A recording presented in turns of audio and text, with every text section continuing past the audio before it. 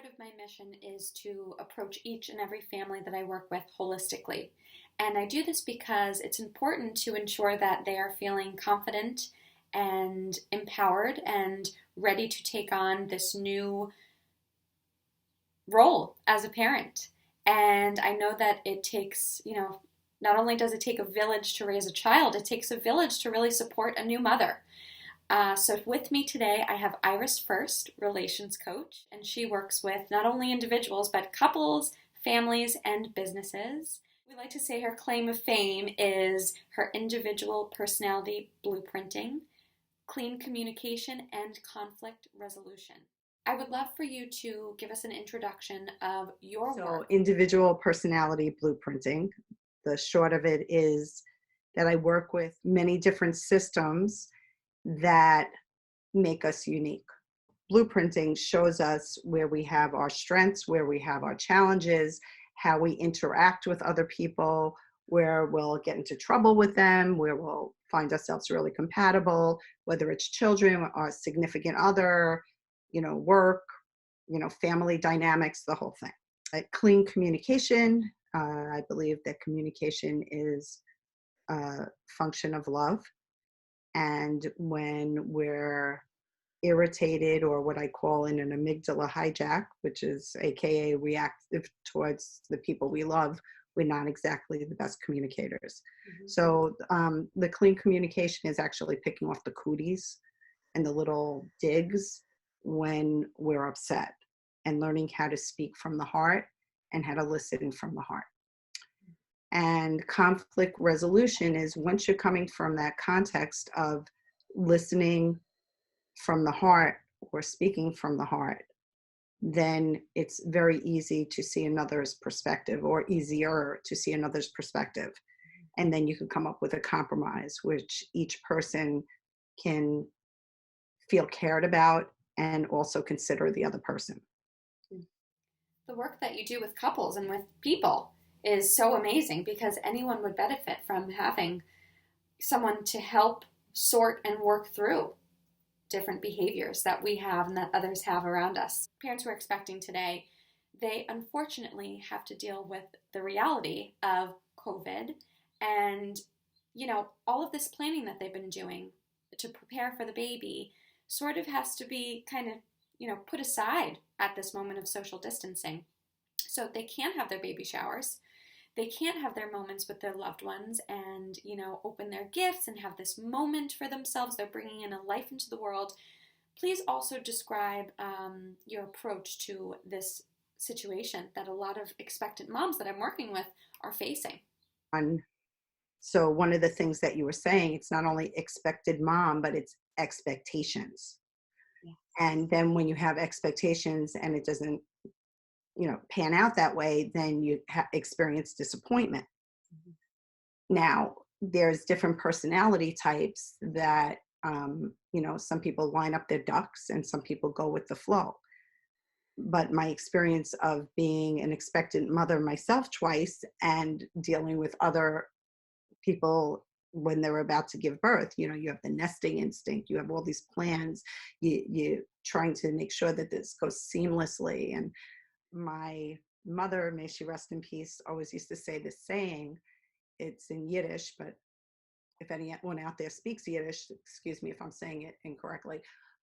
She used to say, the Mensch placht and get gut lacht, means man plans and God laughs.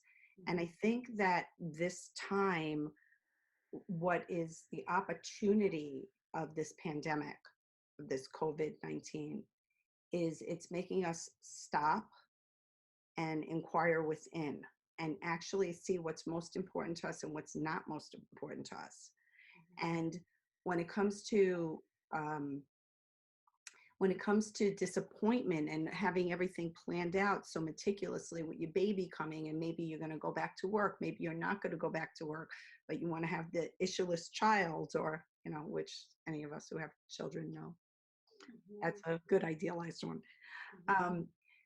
But you want to create, the most optimal that you can. And this is a time to really give yourself grace and give everybody else in your family grace. And there's certain things, what comes up for people, and especially expectant moms, because they want to control their environment to make it safe for their baby, is to really take a look at, like, what do we have control over and what don't we have control over? And what, the things that, and the illusion, this pandemic, just like natural disasters like tsunamis, really show us that it's an illusion that we actually have control over hardly anything. So, now here we are, we have to be home. Like you said, you got to cancel your baby shower. You may not be able to have your mom or your favorite support there, so what could you do? And what do you have control over? So you don't have control over what, uh, when the pandemic is going to end. You don't know you don't have control over to plan what life is going to be like after. It's all an unknown for us. And the illusion is that we plan these things as if that means it's going to happen that way. And, man plans and God laughs. So, but the things that we don't have control over is how other people are going to respond. And if they're going to be anxious, if they're going to be testy, if they're going to feel trapped, if you're going to feel trapped. But what we do have control over is to take a breath and to be present in the moment. And I know that's the buzzword, to be present, and it's, Lululemon and yoga, but it really is. There's something about it when you actually take a few deep breaths, which Tyler and I do all the time. It just gets you grounded in the here and the now. And then after you release all the angst and the tension, you just say, okay, what can I do in this moment of now? I can't do something about what's going on outside of me, only how I'm going to deal with the circumstances. I have no control of the circumstances. So, like an example of that would be, let's say you were planning on painting the baby's room and your toddler is now hanging on your leg, right? Because usually your toddler would be in, nursery school or something, right? So what do you do? And you have to readjust at that moment. And maybe your plan and your attachment to doing it that way, maybe that's not the most important thing. Do you really think like the baby's going to come out and say, hey, mom, you missed a spot? So that brings up something for me.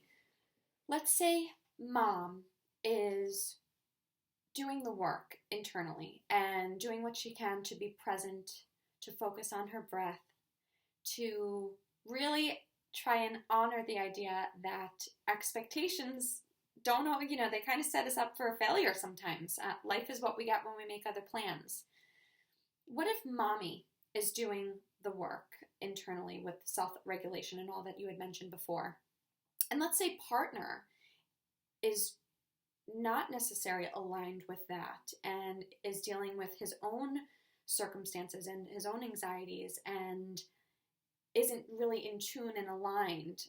How would you approach that situation when mom is putting in that work but partner isn't? Because everyone's different, right? We all approach stress and anxiety differently and express it differently. About to be a father, you want to protect your family, there's crazy stuff going on, but it's really, for each individual, it's always about how can you get yourself grounded? How can you get yourself present? When you breathe and intentionally breathe, like deep breaths, and feel your like butt on the chair and feel your feet on the ground, and exhale and let it out, then what happens is there's a clarity, there's a clearness. Because what happens, I'm going to talk a little bit about brain chemistry. When we're in fight or flight, when we're reactive, we're in fight or flight, no matter what it is, whether it's an irritation with your partner or whether it's something that you feel externally you have no control over, like COVID-19 and having a new baby come into the world, or maybe they may be stressed out because they just got laid off, right?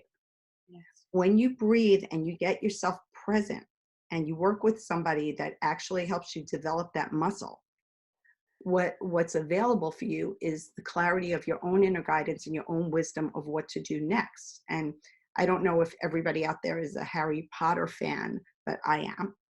And life reminds me of the Harry Potter staircase in Hogsmeade, where you're going to walk up a flight of steps and it looked like there was no other flight meeting it. So you're going to drop off into the abyss. And as soon as you get to that point, then all of a sudden another flight of stairs meet it perpendicular, and then you go that way. And life is like that. And the rest is an illusion. And that doesn't mean you don't want to make plans for your future. It just means you can't be attached to it. And I think that that's where the real disappointment is like to have preferences, but not make them attachments, where if you don't have it, you're going to lose your sense of well-being. Mm-hmm. So like with the dad, I would say, that the best gift that he could give to his family is to work on himself and to work with somebody who could clear him so he could be that foundation and support. Mm-hmm. So this way, because what happens when we're all feeling anxious, we bounce off of each other's anxiety and we run each other's anxiety. Would you say there's a sort of a tipping point where a couple or an individual determines, yeah, I think we would benefit from having an outside source or a third party, such as yourself, to come help them sort through what they're going through? What would you say is that tipping point? How do we determine that? I think that when you catch things in the beginning, you don't have like a resentment layer cake building up. You actually learn skills, because the reason you ever got together to begin with and had a family or planning on having a family is because you love each other. And what happens is when the unconscious fears and anxieties and disappointments come up, and you don't know how to discuss it cleanly, that's where the clean communication comes in, then you feel like the other person doesn't care. Because in the romantic phase, everything was wonderful. But the romantic phase is not real life. It's wonderful. It's like a drug. But, in real life, you have the moments that you're going to challenge each other. You're going to have different needs and desires. You can get hooked, can you give each other's grace? And couples are generally going to always get in trouble. In relationships, period, you're going to get in trouble.